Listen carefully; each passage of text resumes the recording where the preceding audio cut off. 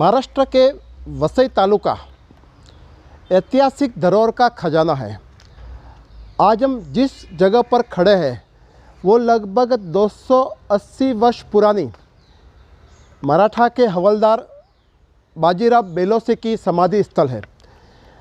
आज हम उसके बारे में हमारे दर्शकों को जानकारी देंगे, किस समय बना, कैसे बना, पूरी विस्तृत जानकारी दे रहे हैं हमको गढ़ प्रेमी निनाद पाटिल।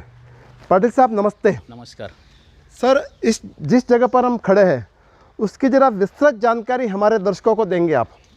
इस जगह की जानकारी देने से पहले मेरे को जंजीरा अरनाला किला का उल्लेख पहले करना पड़ेगा। बिल्कुल सर, बिल्कुल। हाँ, जंजीरे अरनाला 1520 या 30 से लगभग उसी सदी में यह टापू गुजरात के सुल्तान के पास था। उसके बाद में लगभग 1520 के 30 के बाद ये टापू पोर्तुगीज़ ने जीत लिया। ओके। और पोर्तुगीज़ ने उधर एक गड़ी बांधी जो लकड़ी और माटी की रहती है। हाँ। उसके बाद में लगभग 200 साल यहाँ पर पोर्तुगीज़ का अमल रहा।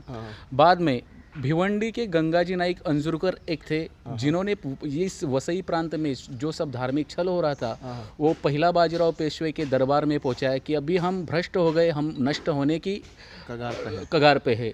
उसी टाइम में पेशवा बाजीराव के छोटे भाई चिमाजी अप्पा ने जो इतिहास प्रसिद्ध वसई मुहिम है उसकी एक नींव रखी।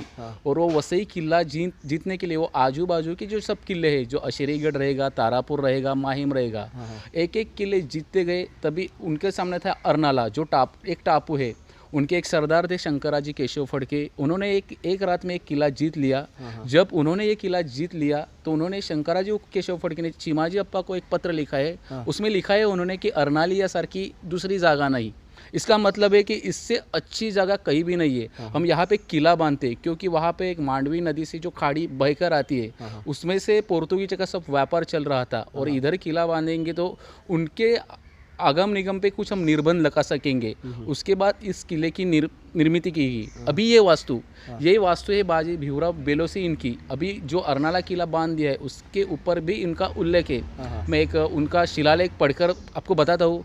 बाजीराव अमात्य मुख्य सुमेते आज्ञा पिले शंकरा, पाश्चात्यांसी वधुनी सिंधु उदरी बांधा त्वरे जंजीरा, अर्नाळा जलदर्ग चिंतुनी मणी बाजी तुळाजी सुता, शिल्पज्ञ दृढ शौर्य जाणुनी तया दुर्गासी संस्थापिता, अंक बाण रस चंद्र शकाते ज्येष्ठ पिंगळ सितेंदु दिनाते, रोहिणी ध्रुव सुपुष्य जेवा यशवंत पुरुष करी देवा। उसमें अंक बाण रस ये आपने सुना होगा। ये वामोत गति है, ये एक वामोत गति में साल लिखा हुआ है। इससे हमें ये जो किला कब बांधा उसकी तारीख मिलते। उसमें से ये तारीख आती है 1737 और उसमें आए बाजी तुलाजी सूत जो बाजी भीमराव बेलोसे करके जाने जाते। ये उनकी समाधि है। ये किला बांधने के ऊपर हम इधर पेशवा और वसई किला जीतने के बाद इस वसई प्रांत पर पेशवाओं का साम्राज्य था। तभी ये अरनाला प्रांत बाजी भीमराव बेलोसे के हाथ में था। एक हवालदार करके था। इस अरनाला प्रांत को उनकी देखरेख में था। अब और इनकी एक समाधि है, लगभग इसको 270 साल हो गए और आज बहुत जीर्ण अवस्था में है। सर, यहाँ अभी दर्शक दर्शन करने आते हैं या लोगों को मालूम भी नहीं है? सर, जो इतिहास प्रेमी है, जो जानकार है, कुछ पढ़ते हैं, जिनको वसई के इतिहास के बारे में पता है, जिन्हें मराठों के इतिहास के बारे में पता है, वो कुछ नेट से या कुछ इतिहास प्रेमी को फ़ोन करके यहाँ चले आते। लेकिन बहुत कम लोगों को ये जगह मालूम है। अगर देखा जाए तो पर्यटन के दृष्टिकोण से बहुत महत्वपूर्ण जगह है ये। बहुत महत्वपूर्ण जगह है। और ये जब ये वास्तु उजागर होती है तो बहुत सारे इतिहास प्रेमी यहाँ पे आ सकते हैं। तो सर, अब इसकी देखभाल कौन करता है?